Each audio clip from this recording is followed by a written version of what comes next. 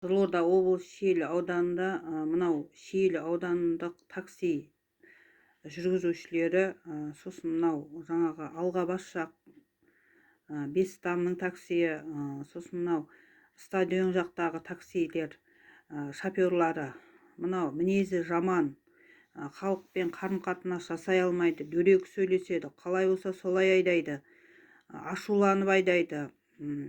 Бас-бастарында кредиті бар, әйтеуір ақша алса болды, жылдамдатып айдап, тез адам тасып, жаңағы ол қауіпті ма, қауіпсіз ба, мына жасыл жанып тұрса да светофорда баса көктеп өтетін шоферлар көп.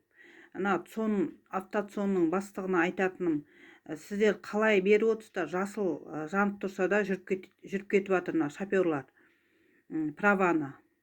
Не деген сұмдық, не деген масқара. Мына мен қазір мына жерде қауіпті шофер, қауіпті жүргізуші, қауіпті светофор, қауіпті автосон деп мен жаңағы мақала берейін деп отырмын. Неге осындай атпен видеоға салайын деп отырмын. Не деген масқара, не деген сұмдық ол.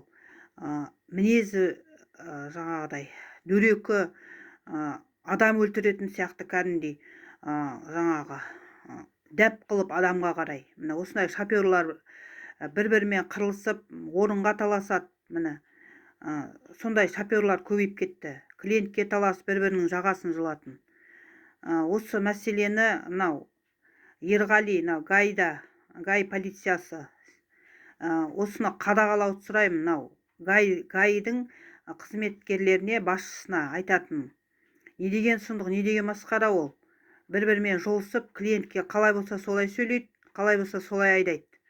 Осы мәселені тексеріп, мынау көлік министрінің назарына ұсынам, тексеріп, комиссия құруды сұраймын. Өйткені себебі мына адам өмірі деген ойыншық емес, мынау жолда жүргенде өте қауіпті.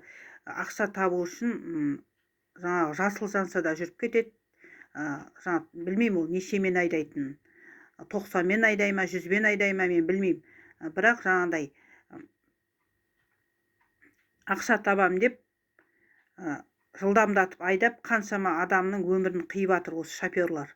Осы мәселені тексерсе деймін. Мына Шиелі ауданының таксистерінің барлығын.